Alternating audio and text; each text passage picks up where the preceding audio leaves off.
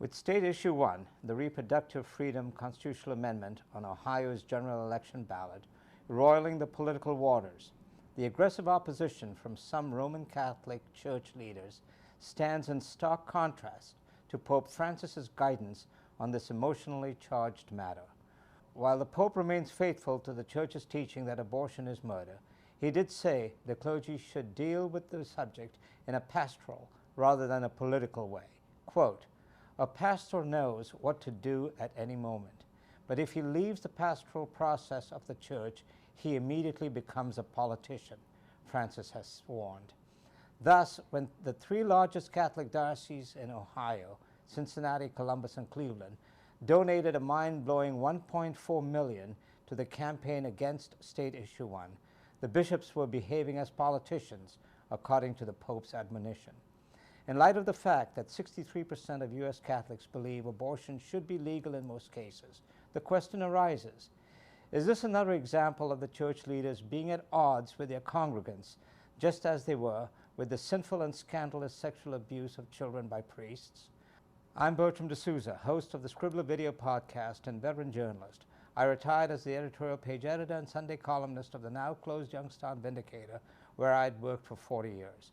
Joining me today to talk about the bishops in Ohio openly behaving as politicians is Jamie L. Manson, president of Catholics for Choice. Catholics for Choice has launched a statewide campaign in favor of State Issue 1 that features, among other things, 30 billboards in communities across Ohio, including the Youngstown area. Thank you, Jamie, for joining me today, just 5 days before the very crucial general election in Ohio. Let me start with this. You have criticized, harshly criticized, the hierarchy of the Cincinnati, Columbus, and Cleveland dioceses for spending at least $1.4 million to defeat State Issue 1. What's the basis of your criticism? The basis of my criticism is that they are basing their campaign on theological ideas about when life begins. And theological ideas should not be codified into civil law and used to limit people's freedoms. Doing that is actually an infringement on the religious freedom of the citizens of Ohio, because their right to religious freedom or religious liberty not only guarantees the right for me to practice my faith, but it guarantees my right to be free of the beliefs of others. And so that's what's happening here. There are many religious traditions that support abortion rights, and if their rights are infringed on, then we are violating religious liberty for them. So that's my first point. The second is bringing up... Before you go to your second point, could you elaborate on the theological ideas? Mm-hmm. For those who are not familiar with the intricacies of the Roman Catholic Church and Catholic faith, could you expound on that? Absolutely, Bertram. So beginning in the late 19th century, the Catholic Church began to teach that life begins at conception. So the moment that the sperm hits the egg, that is a life, that is a person, and any destruction, even of that embryo, should be seen morally as homicide. So it's a very extreme belief, and one that theologians of the Catholic Church didn't hold for most of church history. I think people don't understand how relatively new this teaching is. There's a lot of problems with the teaching. One of the most fundamental ones being that when the fertilization happens and an embryo is created, 60 to 80% of the time, those embryos are naturally washed out of the body. They don't actually implant into the uterus, and implantation is necessary for a pregnancy to begin. And so one of the deep problems with the church's teaching now is it doesn't take into account that fundamental scientific fact. Okay. And then you were coming to a second point you were going to make. I'm sorry I interrupted. Oh, not at all. No. Thank you. The other reason that we're critical of the bishops is because the majority of Catholics don't agree with them. And they are spending, as of September 8th, 1.4 million of the Catholic laity's hard-earned money on a campaign that they don't even support. 68% of Catholics did not want to see Roe versus Wade struck down. And 63% of Catholics think abortion should be legal in all or most cases. And most compellingly, 1 in 4 abortion patients in this country identifies as Catholic. So Catholics are having abortions at high Could you rates. repeat that last part again? Absolutely. 1 in 4 abortion patients in the United States identifies as Catholic. Is there an explanation for that? Has there been any research to explain that statistic? It's about the average rate of abortions in the United States. 1 in 4 women under the age of 45 has had an abortion. So someone you love, and many people you love, Bertram, have had abortions. And so it's just consistent with the rate in the United States. And there are also a lot of Catholics in the United States, the second largest denomination in the country.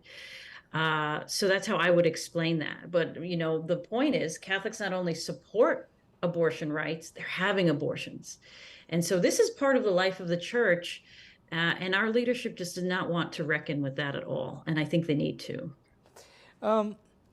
In reiterating the Catholic Church's position that abortion is murder, Pope Francis has also warned clergy that they are acting as politicians when they step outside their pastoral realm on the issue of abortion. So if in fact these bishops are politicians, as the Pope contends, do these bishops and priests not surrender any moral authority on issues of faith? Because I don't want a politician to be discussing issues of faith as a Catholic, right? Well, I think that there's a legacy of religious leaders getting involved in political issues. The civil rights movement, for example. Martin Luther King Jr. was a reverend. Many people, Catholic priests, nuns, also ministers from mainline Protestantism marched, in civil rights marches. So I think there is a place for, campaigning for issues of justice. I think what Pope Francis is concerned about in particular is when our sacraments in the Catholic Church get weaponized for political gain. And that is certainly what has happened with the U.S. bishops since President Biden was elected. The moment that election was called, the president of the United States Conference of Catholic Bishops wrote him a letter warning him that about taking the Eucharist when he was supporting pro-choice policies, and saying that he was creating moral confusion in our church. And so I think that's when Francis gets particularly uncomfortable, is you cannot use what is most sacred to us, our most sacred ritual, as a tool of political intimidation. And so when the bishops in Ohio decide to take such an aggressive stance on this issue, and as you've pointed out, polls have consistently shown that a strong majority of American Catholics believe that abortion should be legal. What explains this disconnect between the hierarchy of the church and the congregants, or people who are Catholic or identify as Catholic? Yeah, and I think that this disconnect is not only on the issue of abortion, it's on the issue of contraception, which the Catholic Church, bans all forms of artificial contraception. There's a disconnect on issues of LGBTQ justice, same-sex marriage, trans rights, which Catholics overwhelmingly support. Any issue having to do with sex and sexuality, reproduction, you see this chasm between what the bishops are teaching and what Catholics in the pews actually believe.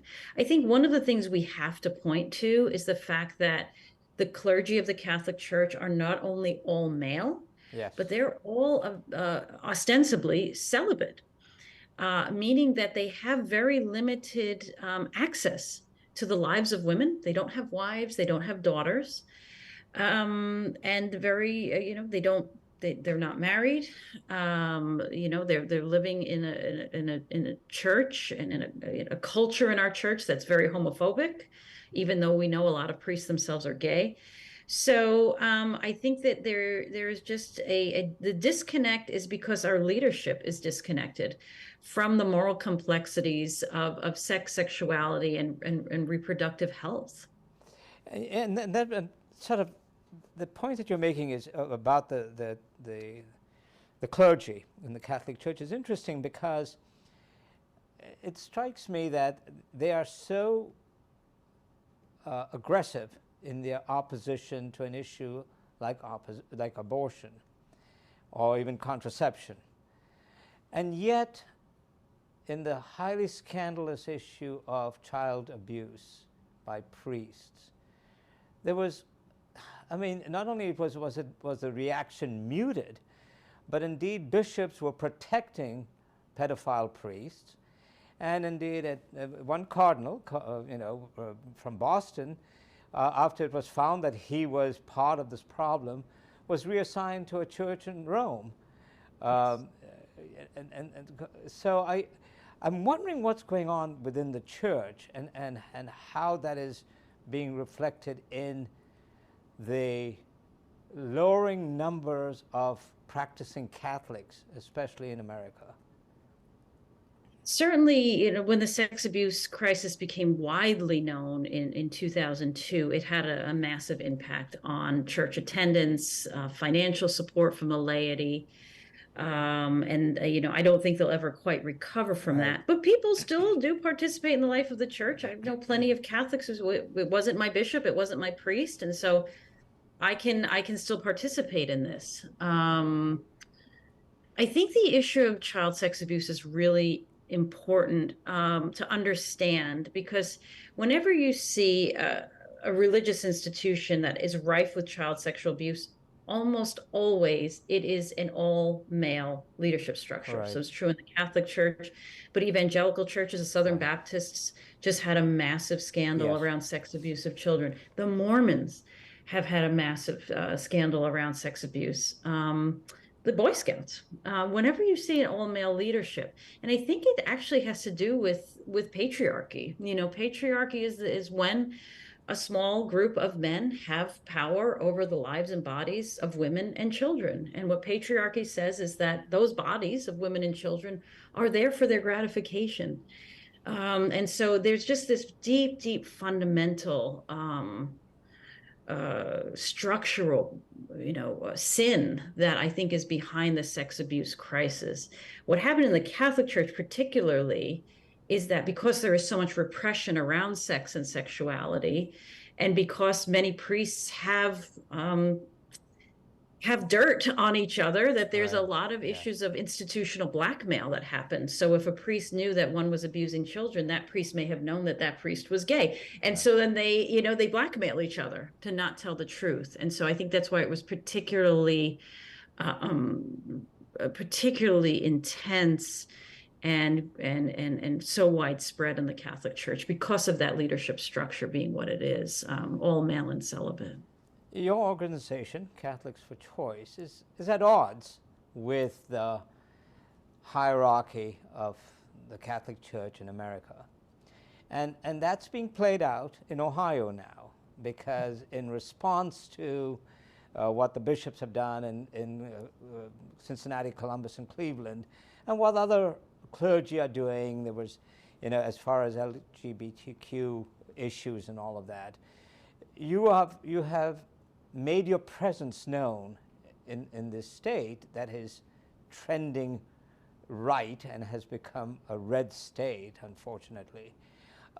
So how is this battle being played out between your organization and the Catholic Church in Ohio? What we do is, we don't even see it as a battle. What we do is we present facts.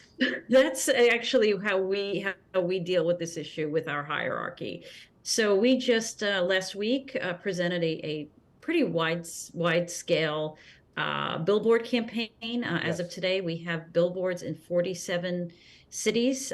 We expect to have 7.5 million impressions from those billboards. And we particularly targeted cities that have a lot of Catholics: Cincinnati, Toledo, Cleveland. And what those billboards say is, a quite pastoral message. Pro-choice Catholics, you're not alone. Vote yes, because if we have ceded the narrative to the bishops that you can't be pro-choice and be Catholic, and in fact, the majority are pro-choice and Catholic. We are explaining to people 63% of Catholics support abortion rights, and that only 8% of Catholics, only 8%, support the bishop's position, which is a total ban on abortion, no exceptions. Right. Most, even more conservative Catholics see that as a step too far. So this is the information we're putting out there, and we've had to just put out facts because the hierarchy's false narrative, it has been so dominant and pervasive, and no one has really challenged it. And that's our mission, is to tell the truth about Catholics and abortion. I was raised in a Catholic family, going back, and attended boarding school run by the Jesuits, and actually got my master's from Marquette University, another Jesuit institution. But I grew up in a household where the issues of faith and God, we assumed that the priests and the bishops were imparting the word of God, and therefore we never questioned. And we just followed blindly.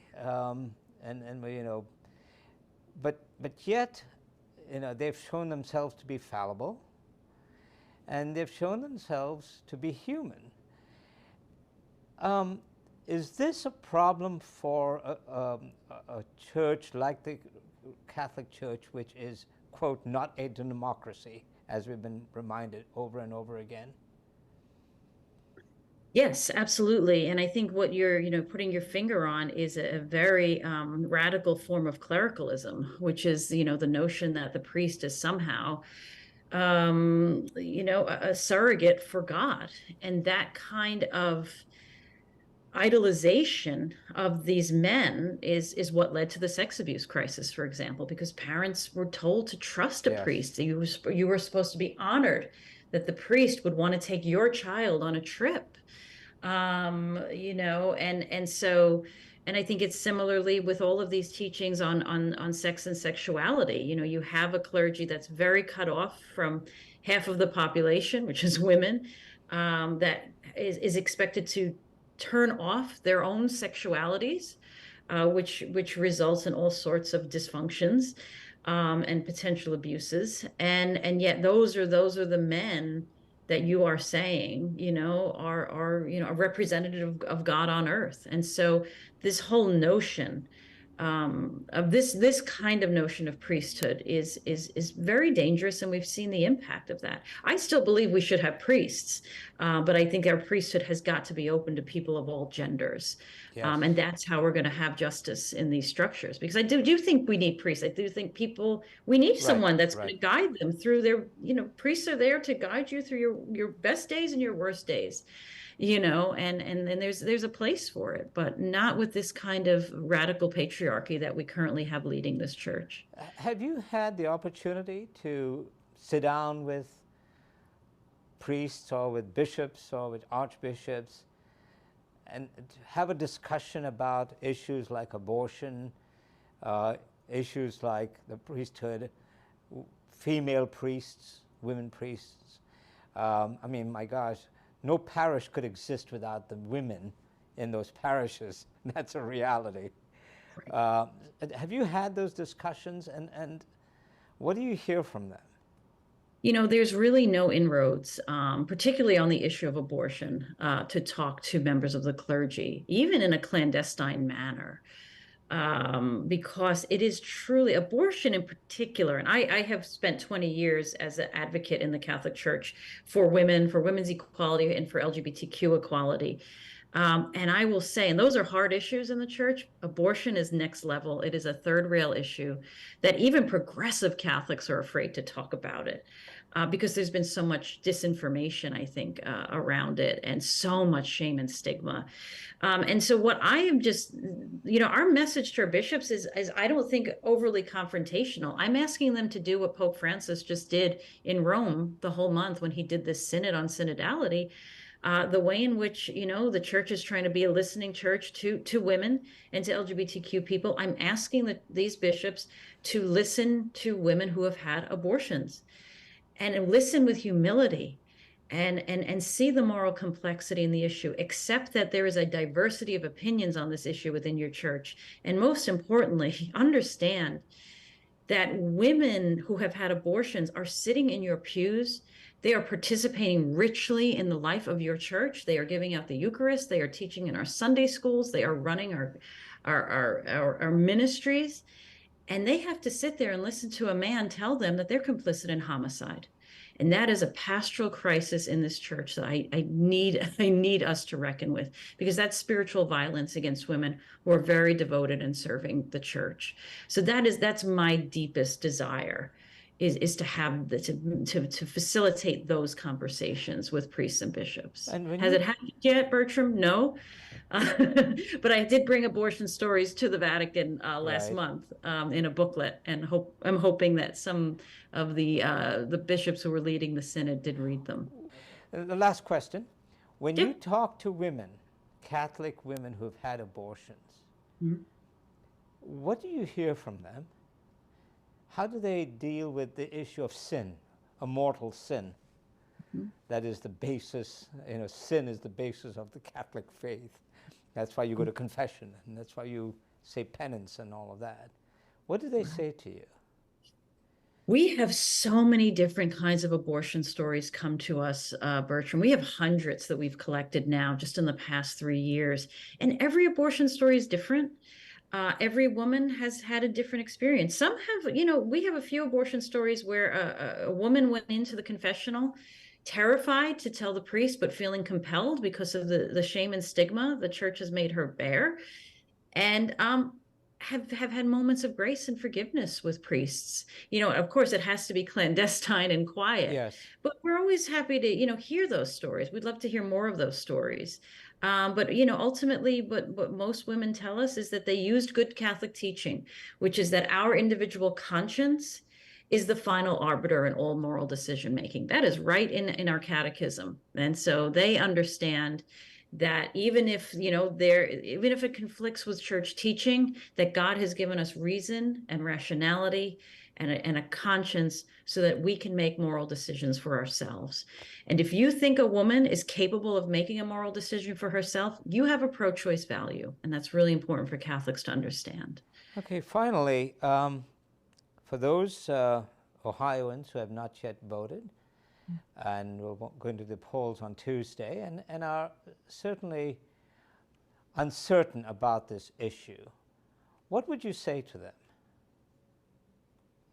I would tell them to consider the 3 Catholic values of conscience, which I just spoke about, which is that Catholics believe that we, ultimately it's our individual conscience that's the final arbiter in moral decision making. I'd ask them to consider religious freedom, that the theological ideas of the Catholic Church should not be put into law and thereby take away the religious freedoms of everyone else. And most importantly, I'd ask them to consider social justice, one of the crown jewels of Catholic teaching, and to understand that when the abortion bans and restrictions are put into place, it's women who are poor, women who are in situations of domestic violence, women who are in rural areas who will suffer the most. And who will be most disadvantaged, and to understand that there are so many reasons that women and families seek abortion care, and that we have to trust that they are making the decision that is right for them in that moment and not create obstacles for them, because it's already a morally complex issue and a difficult one to make for many women. And so we have to approach this with pastoral care and with justice. Jamie, thank you very much for your time. I appreciate you joining us.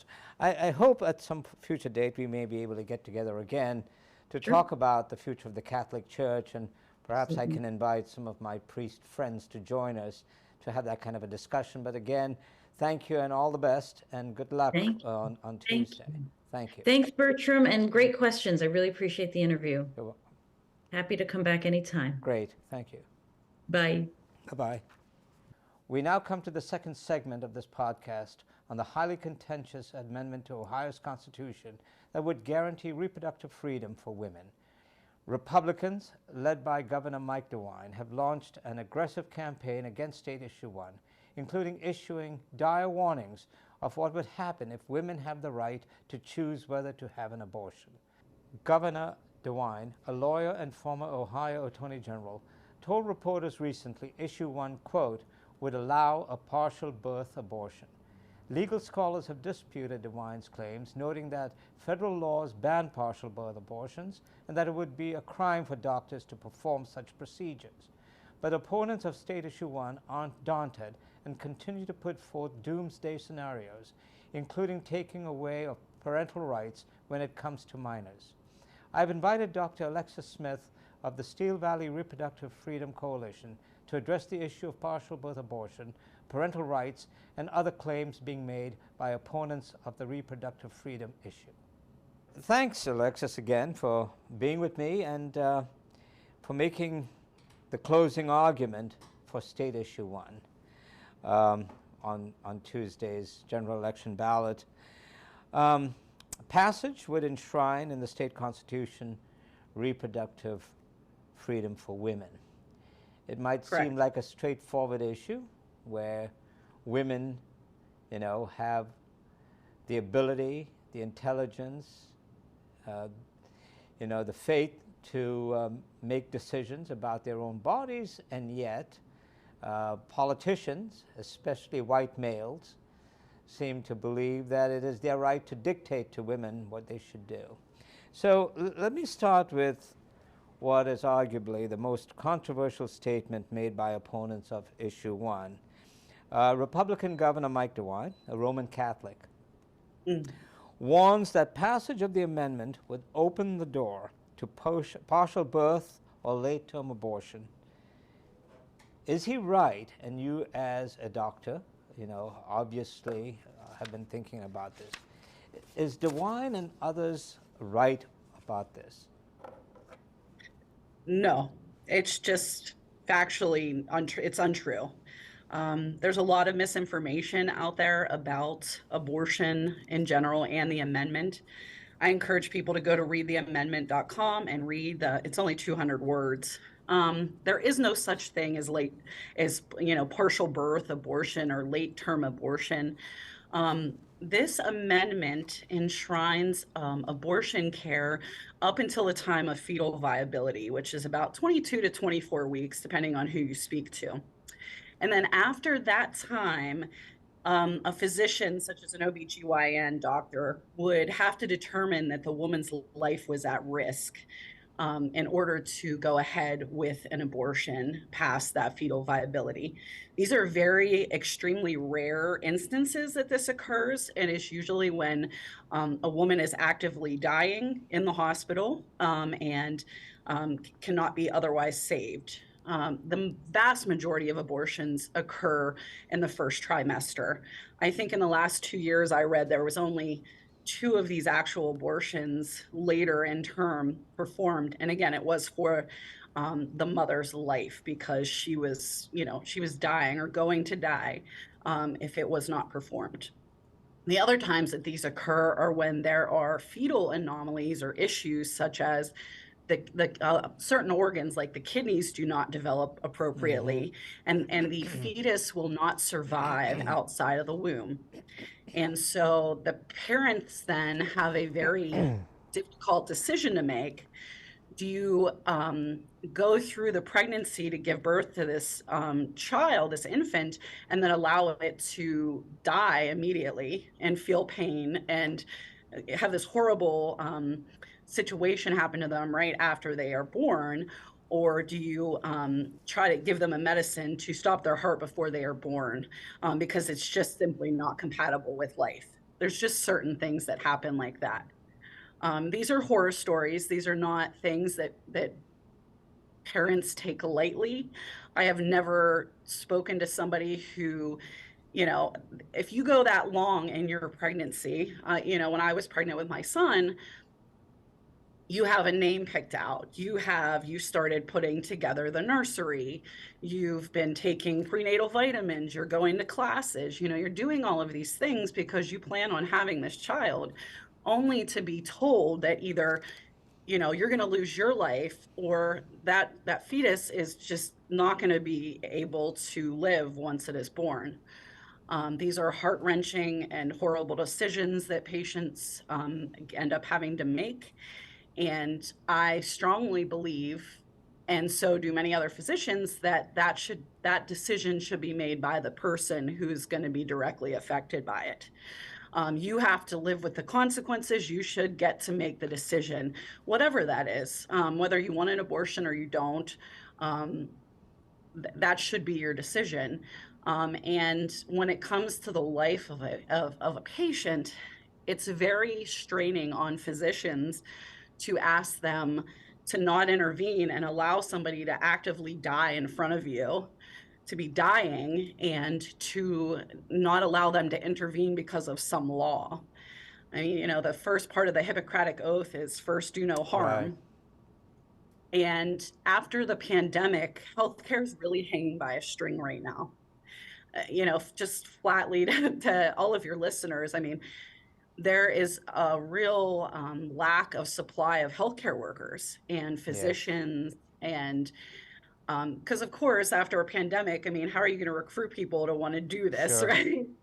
And risk their lives? So this is just another way that you're tying physicians and other healthcare practitioners' hands, and you're going to push them out of this state if that ban goes back into effect, because nobody's going to want to risk their license, going to jail, getting fined, whatever, just because they save somebody's life. They'll just go to another state where they can work without fear of that. And so then you're going to have a lack of obstetrics and gynecology physicians to take care of pregnant patients. And so, we already have really bad infant and maternal mortality in this state. We certainly do not need to make it worse. And that's what issue 1, if we can pass it, will protect us from that happening. And yet, opponents of issue 1, the governor, led by the governor and others, argue that if it passes, this will open the door to all kinds of abortions. And the suggestion being that a woman who finds out that she's pregnant for the sake of convenience because she wants to go on a cruise will go get an abortion, and then buy her little black dress to take on the cruise. I mean, I'm exaggerating that, but it almost seems that that's what they are suggesting, is that a passage of issue 1 just makes Ohio open season for abortions. Yeah, I mean, anybody who speaks like that obviously doesn't know anything about abortion and what it is like to have one. I personally had a medication abortion where I took a couple pills for mine, and it was not a fun experience. It was not something I would sign up for. It involved pain, and it involved a lot of discomfort. And the surgical abortion procedure is even more so painful, and there takes recovery time, just like with any other healthcare procedure. The bottom line is abortion is healthcare. This is a part of our arsenal. These are part of our tools that we use to treat patients and to save their lives or to keep them from harm. It is a part of healthcare, just like anything else, just like getting a knee replacement or any other procedure. But over the years, it's become a very emotional word. We were talking about that the other night because, when you say something like, oh, somebody's getting a knee replacement, you don't feel that emotional charge. Right. But when abortion is talked about, it's like, all of a sudden there's all this emotion with it. It really, just at the very basic part of it, it is a healthcare procedure. It's just flat out healthcare. I've seen yard signs around our region where they talk about issue 1, taking away parental rights. That's another big argument being made. Could you speak to that? Oh, of course. There is nothing in that amendment which would alter or change parental rights in the state of Ohio. That is actually, parental rights are based on national law. And even if something were changed in that amendment, it could not supersede our federal laws. But regardless, it doesn't. The amendment, if you read it, it does not change parental consent. Anything we do in the hospital, any procedure, we can't give you anything, do anything without getting consent. That is the bottom line. I cannot touch a patient. I cannot give them a medicine. That is not going to change with this. Now, on the other hand, I would say that, with that 10-year-old rape victim that we had here during the ban, I feel like parental rights were taken away from that patient's parents because the actual procedure that they wanted, they could not have because that ban was in place and they had to leave the state. So in fact, I feel like parental rights are more protected with this amendment than they are not. There is nothing in the amendment about gender affirming care. Nothing is broached upon about that. It is merely about contraception, abortion care, as I stated before, miscarriage care, pregnancy care, and in vitro fertilization. And so these things that the opponents are saying are made up, but yet they seem to be gaining traction, because I hear people saying to me, why would you take away a right of a parent, to have a say? Or, I don't want partial birth abortions to become legal in Ohio. Why is that narrative? Why has that narrative gained traction? And how your group and others like yours responding to it? I think it's our media nowadays, unfortunately. There is a lot of misinformation on social media. In the media, there's a lot of misinformation. And then you have people like the governor actively lying straight to people. And so if you listen to the governor and others that are with him, including the Catholic Church, they are telling you things that are just flat out lies. And as physicians, we are trying to counter that. But it's hard because, if that's a trusted source for you of information, it's very difficult for us to counter that. But what we have been doing is really working on contacting the people who are pro-choice, who are in support of the amendment. We are in the majority, and getting to them and getting them the facts and the information about this amendment, and really, canvassing to knock on people's doors, making phone calls, writing postcards, getting on shows like this, trying to spread the word that, if you're going to trust somebody, you should probably trust a doctor over a priest or a politician about healthcare. That would be my choice, and I think that when we have those discussions, it's getting across to people. And we've had significant amounts of contacts, up into the millions across the state through our coalition. And we've definitely done thousands of contacts, even in Mahoning County. But there's a certain group of people that we're never going to change their mind, because again, if that's your trusted source of information, it's hard to counter those things with them because they just don't believe you from the get-go. All right. I don't know what your religious affiliation is, but you mentioned the Catholic Church, and in the previous segment, I had a discussion with the president of Catholics for Choice, who are very active in Ohio.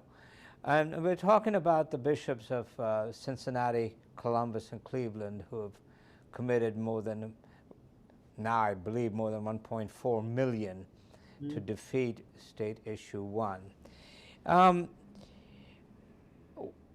What are you hearing from Catholics who see the leaders of their church, getting so involved in an issue like this? And sort of, does it make them pause to say, well, you know, our bishops wouldn't lie, our priests wouldn't lie. I mean, my God, you know, they're religious people, you know, they're God's people. So Yes. respond to that. So I have an interesting relationship with this. I was raised Catholic. I was confirmed in the Catholic Church. Yeah, so was And I. honestly, this issue was a big reason why I left it. I am now Episcopal. I read the Bible. I couldn't find anything in there about abortion or contraception. And I went, wait a minute here. This is some guy's interpretation of it. It's not specifically spoken about, you know? And that really upset me. And I ended up leaving the church. But I have a lot of family members and friends who are Catholic. And the big secret, I think, amongst a lot of Catholics is that most of them use contraception. Exactly. And there's quite a few who've Right. gotten abortions. Right. And a lot of people are pro-choice. And actually, Catholics for Choice has been a great partner to us. They came around and spoke Right. in Youngstown, and we coordinated getting them here because, you know, there's a big Catholic Yes. population here. And we wanted people to understand that I know that they trust their priests and their bishops, but they're also human and they're imperfect. And that's their interpretation of the Bible. That is not everybody's interpretation. There are many other religions, including Christian religions, the Jewish people, the Muslims, who are not anti-abortion. They, in fact, believe that you are not alive until you are born. Mm-hmm. So I was trying to present them with an alternative because I understand this conflict. It's something I've wrestled with, again, for a long time. And I came down, you know, again, I left and became Episcopal, but I understand why I think people too kind of want to take back their religion and feel like maybe this is kind of an old idea. And,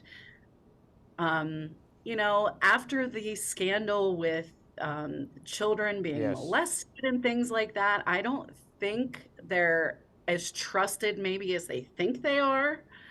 A lot of people I know that are Catholics are very upset to see them speaking out against issue one from the pulpits, putting out signs, sending home information in the children's school newsletters from the Catholic schools. People are very upset about it. I don't think it's a great look for them. I understand why they do it, but it's a shame because, again, I've looked at what they're putting out and it's just factually not true. And I feel heartbroken because, again, you know, it's like, you know, do not lie is one of the 10 commandments, you know, and Right.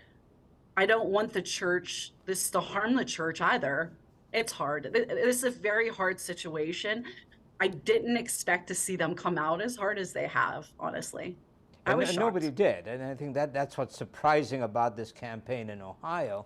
and you know, you said, you made the statement, you understand why they did it, why the hierarchy of the church and why the bishops and the priests are doing this.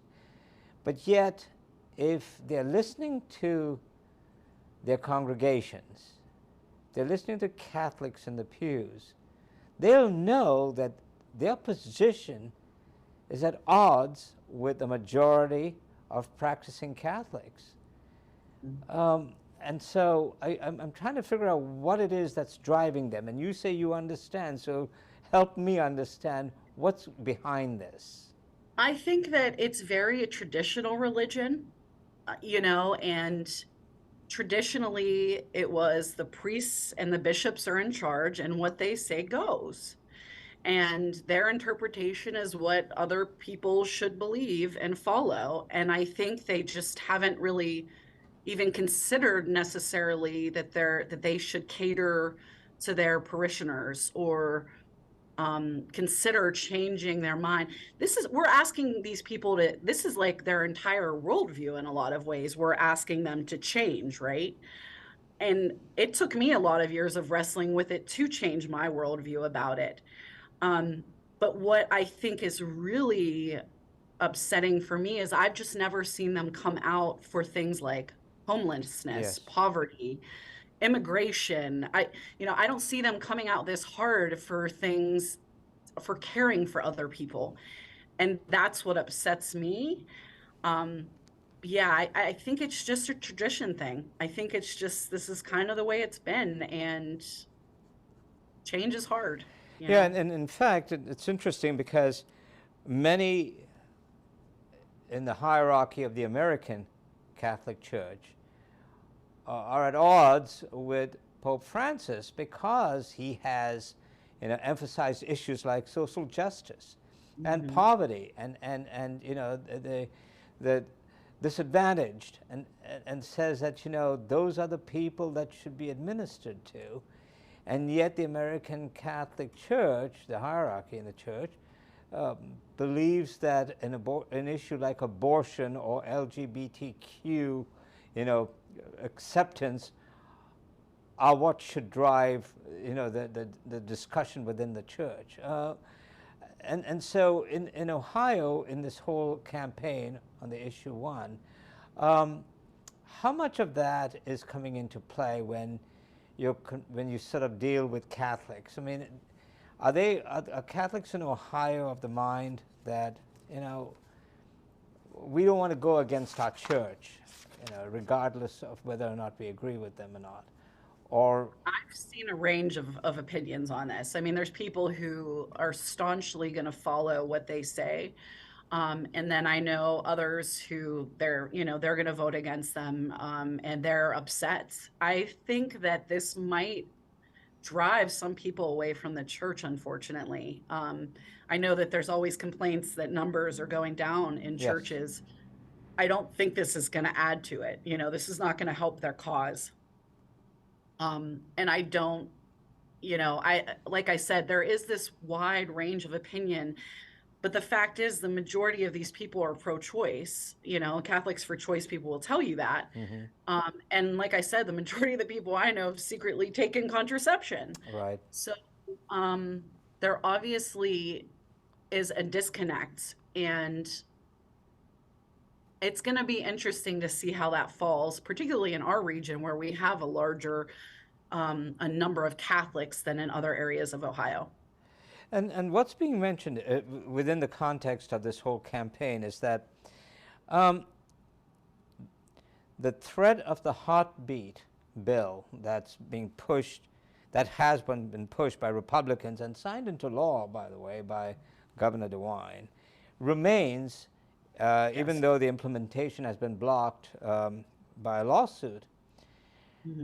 As a physician, what will happen if this heartbeat bill law is upheld by the courts and indeed becomes law and is enacted? Yeah. Give us the medical, physical stuff that needs to be discussed. So our opponents have been trying to say that is not true, that there is no abortion ban. There is, in fact, a 6-week abortion ban that Yes. was passed and signed by Governor DeWine Yes. last year, and was in place for, I think, almost 30 days. Yes. And that was when the story of the 10-year-old girl who was raped and then had to leave the state occurred.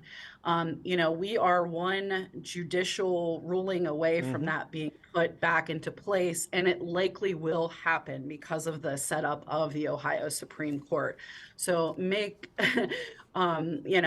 not believe that we are going to get out of this by some luck or some way that they're going to rule against this. It's highly likely that it's going to be put back in place unless we pass issue 1. And so what would happen is you're going to have a real crisis amongst providers, physicians, and patients in the state. And it will take effect immediately. If you speak to any of the other physicians who work directly with these patients, they'll tell you that immediately people were, just in tears, just completely broken down, and had to seek treatment other places. We know that when these bans are in effect, and they are in effect in some other states, there are these severe bans, just like the 6-week ban, that things like maternal mortality will rise, infant mortality will rise, Again, you're going to drive doctors from the state that are not going to want to train here or work here. And so you're going to have, you're already lacking enough OBGYN physicians. You're going to have even less. And over a 5 to 10 year period, that could become a crisis level. And then just immediately, you're going to have issues with women who say they have a problem late in their pregnancy, again, where, the fetus is not going to survive, but the mother becomes septic and she's dying. They are not going to be able to intervene. And they're going to have to let this woman suffer until she's like almost at the brink of death and then try to get her back. You're going to see sickness, suffering, dying. And it really is the unfortunate thing about this. I mean, this is why physicians are out fighting against this, because this isn't some belief debate that we're having. We're talking about people's lives and them actually living and dying. And women and infants will immediately there will be issues from the get-go once a ban like that goes into effect. And medically, what is a 6-week pregnancy? I mean, I've heard where it's been said that some women don't even know they are pregnant during that period. Explain medically what a 6-week pregnancy is. So a 6 weeks fetus is very tiny. You're talking like almost like a clump of cells. I can't even kind of put my fingers together small enough to really show you. There is, they sign this supposed heartbeat bill, but what you detect on the ultrasound is not actually a fully formed heart that's beating. It is forming a prematurely forming tissue that lets off electrical activity, and that's what we're detecting with the ultrasound. Okay. So it really takes many, many weeks for all of your organs to form. In fact, early on, you have a tail. Early on, all the fetuses are female, and then some of them change to male if they have a Y chromosome. So we're talking, it's this very little clump of cells that would look nothing like you would imagine an infant or baby to look like. And again, has, very early on has a tail and various things that do not look human-like. So that the heartbeat is a misnomer. Yes, very much so. There is no heart to beat. Yes, not at that time. Later in the pregnancy, towards like 15, 20 weeks, then you're talking about the heart. Again, so once fetal viability is existing. But at 6 weeks, there is no formed heart, is there? No. See, again, until the lungs and the heart are formed appropriately and the other organs of the body, including the brain and the kidneys, the fetus would not be viable outside of the womb. Yeah. So that's that 22 to 24 weeks. You're really, in the beginning of the pregnancy is when you're really forming those organs, and it's very strange. Like I said, it's nothing like you would imagine that it looks like. And and the fetus is very small. It's just not what they make it out to be. Okay. So have you done any polling? Has your organization or other organizations such as yours done any polling to show what actually is going on with the voters as far as State Issue 1 is concerned? Well, from the get-go, before we even started this, it has always polled at about 58% in support to go our way. But, again, it's like people have to vote, so it's like, I know that there was a poll that just came out recently that said 58% as well, but we're acting as if, we're going to lose this thing, and we're going as hard as we can until Election Day. I don't really completely trust any polling. I don't think any of us do at this point. That was part of the reason they wanted that special election, because the poll numbers tell them, 58%. So they were hoping to raise it to 60, right? Mm-hmm. So, we know that number is there. and that would be good, and that's what we hope for, but we have to act as if we've been acting as if that number is incorrect. And just moving forward, like I said, we've done across the state, there have been millions of contacts on the doors, phones, postcards, the media. We are just full force ahead because this is people's lives at stake, and we just can't mess around with, oh, get comfortable, it's going to be fine. We really just don't want to see the opportunity go by and not put everything we have into it. All right, and one of the reasons I wanted you on is not only because you're active in the campaign, but you're also a doctor, and your background as a physician and your medical training. Are there doctors that you know who are sort of opposed to State Issue 1, and who are, I mean... I'm sure they're out there. I don't know many of them, Okay. honestly. This Issue 1 has been endorsed by several medical organizations, including the Ohio chapter of the American College of Obstetrics and Gynecology, the American College of Physicians, I think maybe the Ohio State Medical Association. Right. I can't remember the whole list, but many of the major, medical societies in Ohio. So I think most physicians understand the implications of not having protection like this for basic health care, Right. reproductive health care. But are there people out there against it? I'm sure there are. It's just not, it's not the majority. It's not anywhere near the majority. It's nobody that we've really been around. Okay. Are they there? Probably. And finally, what advice, or what would you say to those voters who have not yet cast a ballot, who are waiting for Tuesday, and are still undecided? What would you tell them? I would say that I really want you to go read the amendment, readtheamendment.com. I want you to read it and understand that we as physicians we're pretty busy people. We don't usually do this political thing, we're out here for a reason, because we are on the cusp of a crisis in healthcare if this ban goes back into effect. And that, women are going to be harmed, pregnant people are going to be harmed, infants are going to be harmed by a ban being in place.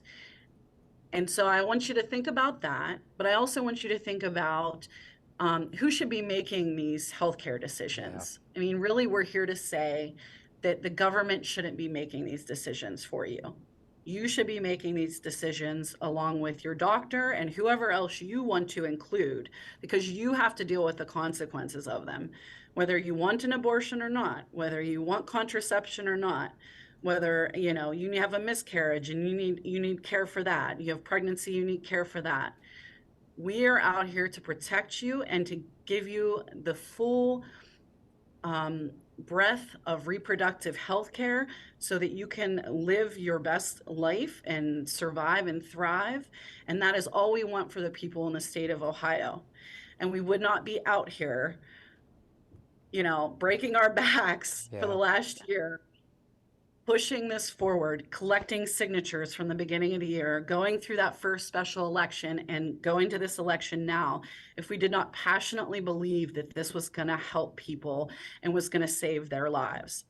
And so I encourage anyone to read the amendment and vote yes on issue 1. Well, Alexis, thank you again for joining me. It's been very informative. I wish you all the best and good luck. And perhaps we'll have a chance to talk again at a later date. Thank you. For sure. Thank you for having me. If you haven't voted, be sure and go to the polls on Tuesday, November 7th. There's too much at stake when it comes to individual rights in red state Ohio. If the conservatives in the state are allowed to crush women when it comes to reproductive freedom, there's no telling who they will go after next. Passage of State Issue 1 would enshrine reproductive freedom in the state constitution, but more importantly, would send a clear message that the people of Ohio do not want to return to the Stone Age. Democracy isn't a spectator sport, which is why casting a ballot is such an important act. I want to thank my guests, Jamie Manson and Dr. Alexis Smith, for providing a clear-eyed analysis of what's at stake on November 7th. I also want to thank Andy Kunkel, the producer, technical director, and videographer of the Scribbler video podcast that's streamed on YouTube, Facebook, and other digital platforms. I'm Bertram de Souza, author of No Holds Barred, that can be purchased online at scribblergroup.com and Barnes & Noble in Boardman, wishing you happy trails to the polls on Tuesday.